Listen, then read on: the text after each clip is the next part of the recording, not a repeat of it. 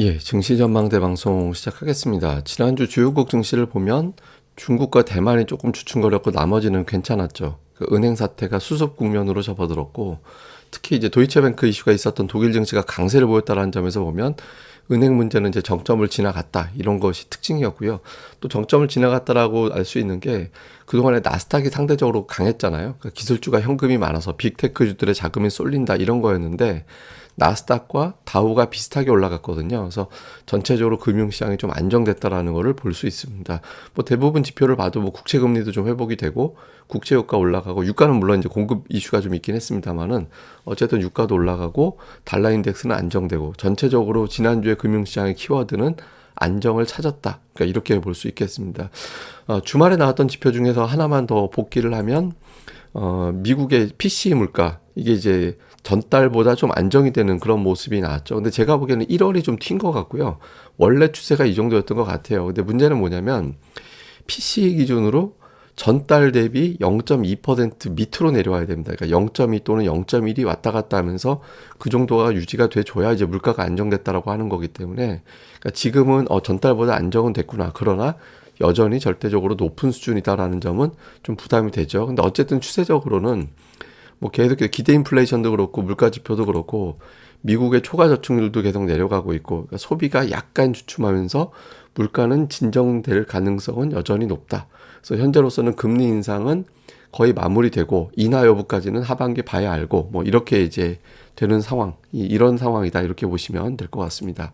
그다음에 주요 종목들 보면 미국에서 테슬라, GM 이런 종목군들이 상대적으로 좀 강했고요. 국제유가 움직이니까 대번 에너지가 또 올라가는 그런 모습을 좀 보였습니다. 그래서 전체적으로는 주 후반에 이제 마이크론 테크놀로지가 빠진 거 말고는 뭐 대체적으로 흐름은 뭐 양호한 그런 모습을 보인 그런 주간이었습니다. 그래서 뭐 특별하게 어떻게 급등을 한 뭐 리드를 하는 그런 종목이 있었다기보다는 그냥 자동차하고 연결고리가 있는 종목이 상대적으로 더 올랐다 이렇게 보면 되겠고요.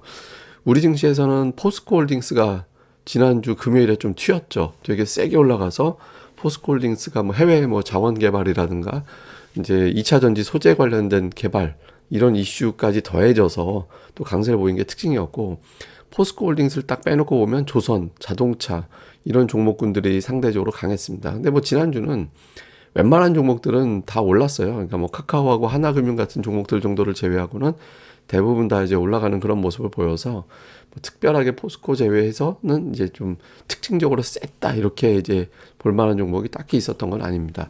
코스닥 같은 경우는 이제 2차 전지 내에서 좀 분화가 시작이 됐죠. 강한 종목, 덜 오른 종목. 그러니까 예전에는 다른 거 팔아서 2차 전지로 갔다면 지금은 2차 전지 내에서 이거 팔고 저걸로. 예를 들면 LNF가 강세를 보였잖아요. 주중반 이후에는. 그래서 그 안에서 자금이 도는 이제 그런 형태가 되고 있고 그거 이외에는 뭐 엔터주가 좀 올라갔고요. 중국 이제 리오프닝 관련해서 화장품주가 좀 반응이 나온 게 특징이었고 BH를 비롯해서 그러니까 비반도체 IT 기업들이 강세를 보인 게 특징이었습니다. 그리고 반도체 내에서도 뭐 하나마이크론이나 한미반도체 이런 종목군들이 상대적으로 더 강했죠. 그래서 흔히 얘기하는 시스템 반도체 쪽에 특화되어 있는 종목군들이 상대적으로 더 강했다. 그렇게 이제 평가할 수 있겠습니다.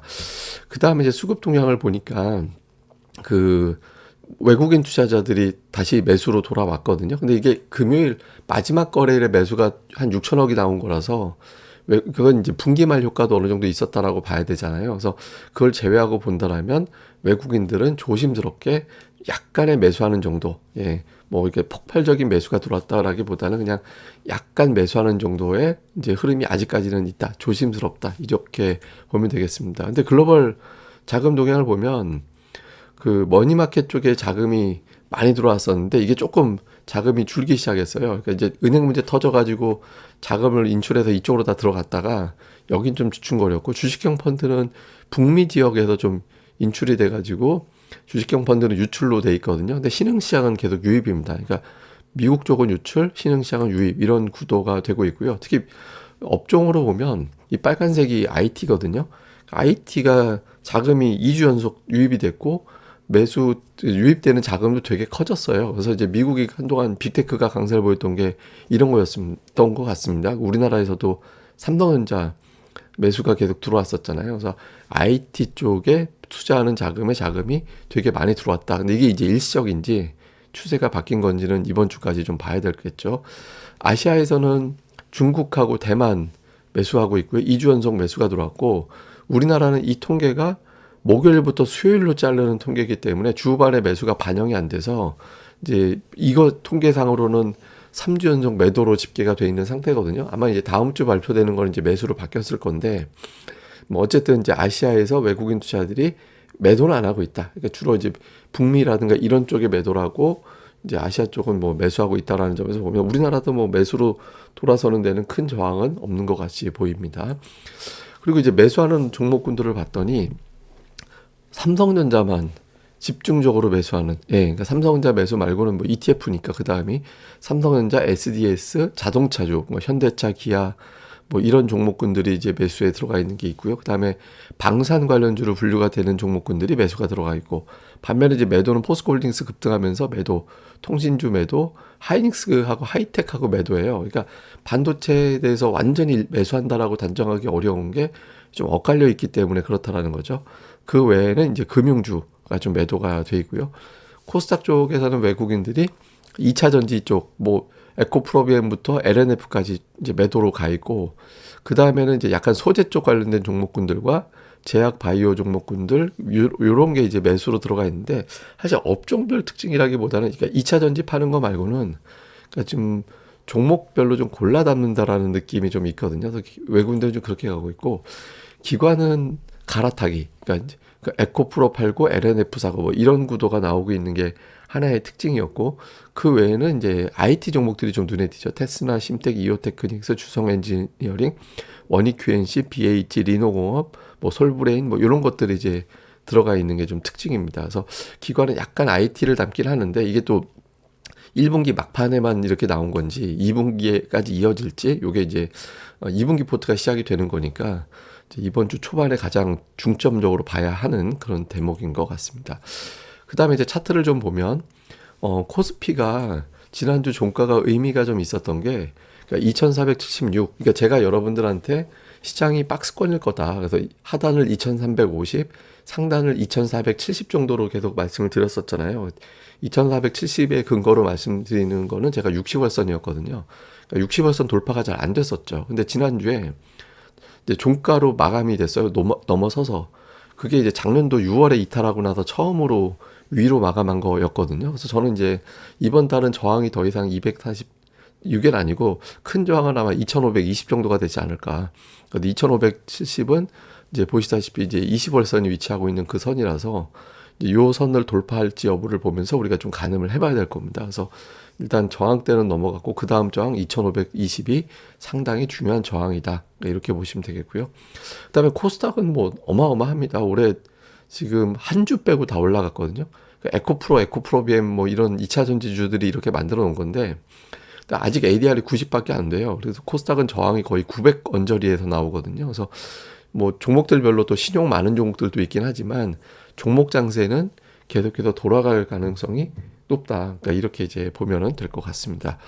자, 그리고 하나 더 같이 보면, 혹시 금융 관련해서 좀 진정이 됐나, 그것도 한번 점검을 해봐야 될 것 같아서, 테드 스프레드, 이거 올라가면 신용 경색 확률이 올라가는 거고, 내려가면 신용 경색 확률이 좀 낮아지는 거다. 제가 이제 심플하게 그렇게 보자라고 말씀드렸죠. 좀 안정됐습니다. 근데 완전히 떨어져 있지는 않아요. 그러니까 아직은 투자자들이 조금 소강 상태인가 이 정도라는 거예요. 그래서 금융, 뭐 은행 위기 이런 것들이 완전히 벗어났다라고 보는 건 아니고, 좀 고비 넘기지 않았나라고 정도로 약간 이제 좀 안심하는 정도, 그 정도 단계다, 이렇게 이제 우리가 보면 되겠습니다. 자, 이번 주 최대 하이라이트는 역시 삼성전자입니다. 삼성전자는 주가상으로는 괜찮거든요. 지금 64,000원까지 올라왔고, 차트상으로도 200주선 돌파했거든요. 근데 잘 보시면 200주선 넘어가면 그게 저항으로 작용을 했었어요. 그래서 이번 주에 양봉이 나오느냐, 그러니까 200주선 위에서는 올라가는 양봉보다는 그게 더 버벅거리다가 빠지거나 그 다음 주에 바로 음봉으로 바뀌어버리거나 이런 형태가 됐었거든요. 그래서 이번 주에 양봉이 나온다라면 삼성전자는 한 7만 원 정도까지 올라갈 수 있는 기대치를 갖게 되겠죠. 그래서 삼성전자 중요한데, 지금 외국인들 매수가 되게 특이합니다. 지금 50.95%까지 지분율이 올라왔는데, 외국인 지분율 50.95%는 작년도 4월 이후에 최고치예요. 예, 그래서 근데 이게 하이닉스를 안 사고 이것만 산다라는 거죠. 그래서 이 반도체 바닥으로 뭐 들어와야 좋은데 이제 이걸 안 사고 있는 게 도대체 왜 그럴까? 그러니까 이게 좀 궁금한 거죠. 그래서 지수만 흔들려고 저러는 건지 진짜 매수를 하려는 거지. 근데 마침 또 이번 주에 실적이 나오잖아요. 어닝 쇼크 크게 온다라고 하면서 삼성전자 영업이익이 95% 감소할 거다라고 얘기를 하고 있죠. 지금 뭐 영업이익 1조 원대 썰이 여러 개가 있습니다. 그러니까 1조 원 나올 거다. 삼성전자가 이번에 뭐 재고 문제 한 방에 다 털어가지고 이것저것 다 연끌해서 털어서 적자 나올지도 몰라 이런 주장까지도 여러 가지가 있거든요. 근데 중요한 건 뭐냐면 제가 예전에 보여드린 차트인데 삼성전자는 이익이 감소해도 주가는 올라가요. 네, 그러니까 보시면 그러니까 삼성전자가 주가가 올라가는 공식이 두 가지가 있는데 하나는 이제 실적이 20% 이상 증가가 된다라고 이제 될 때 그때 주가가 40% 이상 올라가는 게 있고요. 그다음에 감익을 했다가 이제 증익이 크게 될 때, 그러니까 예를 들어서 이때 43% 올라갔는데 그때 이제 영업이익은 전년보다 오히려 증가됐을 때였긴 했지만 그냥 미미했잖아. 근데 그 다음 달에 그 다음에 29조 원에서 54조 원으로 확 올라갔거든요. 그러면서 이제 주가가 급등을 하는 크게 올라가는 그런 형태를 보였잖아요. 이때도 보면 59조 원에도 28조 원으로 이제 영업이익은 줄어들었는데 오히려 주가는 44%나 올라갔어요. 그 다음에 다시 회복이 되는 게 나왔고 그때는 또 30% 이상 이익이 증가되니까 연속해서 44%, 45% 이렇게 올라갔거든요. 그러니까 내년도 이익이 20% 이상 증가된다라고 투자자들이 평가를 하면 40% 이상 올라갑니다. 근데 올해 평균 영업이익이 한 11조 원 정도 되거든요. 이게 사실 얼마 전까지만 해도 30조 원대였어요. 근데 11조 원 정도로 되는데 내년도 현재까지로는 무려 200% 이상 영업이익이 증가될 걸로 예상을 하고 있잖아요. 그러다 보니까 현재 삼성전자 주가가 15.7%가 올라와 있는 상태입니다. 그러니까 만약에 과거 데이터상으로라면 삼성전자는 연말까지 최소 20% 이상 주가가 더 올라간다라는 통계가 돼요.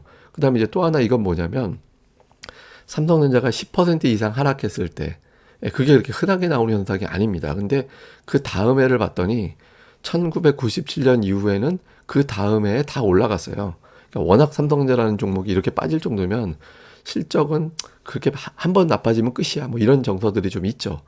예, 그러니까 이제 작년도에 29% 빠졌는데 올해 이미 이제 15.7% 올라가고 있잖아요. 그래서 일단 이 데이터대로 되고 있긴 한데 또 이제 뭐 또 어떤 일이 벌어질지 모르니까 뭐 예를 들어서 경기 침체가 정말 미국이 발생한다라면 내년도 실적이 올라간다라고 장담을 못하는 상황이 생길 수 있거든요. 그래서 이 부분은 주목을 해봐야겠습니다.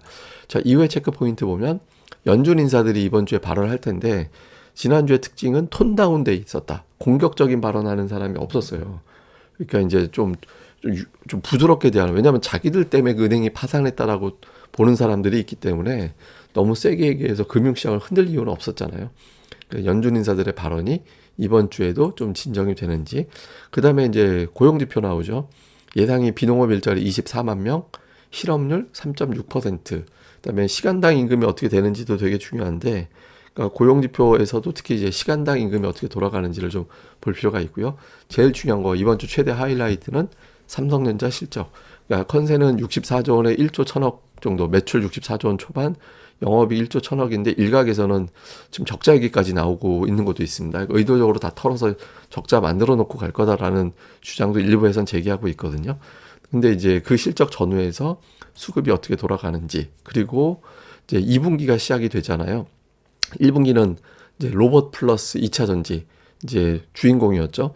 그러니까 첫 주에 가장 세게 가는 게 2분기를 이제 뭐 내가 대장이야라고 여러 가지가 선을 보이면서 세게 가는 그런 흐름이 나올 가능성이 있거든요. 그래서 높죠, 상당히.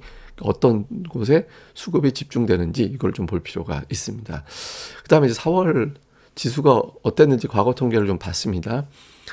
미국 시장 같은 경우는 71% 확률로 평균 1.5% 올라갔어요. 그러니까 확률로 치면은 가장 높은 12월과 함께 가장 높은 확률을 보이는 상승을 보이고요. 상승률 면에서 봐도 1.5%가 평균값이니까 이제 두 번째로 강한 그런 달이거든요. 근데 특이한 게 뭐냐면 12거래일 동안에 올라가고 13거래일부터는 상승폭이 좀 둔화가 돼요. 그러니까 미증시는 정강 후중 이런 패턴을 보이는 게 전통적인 특징이었거든요.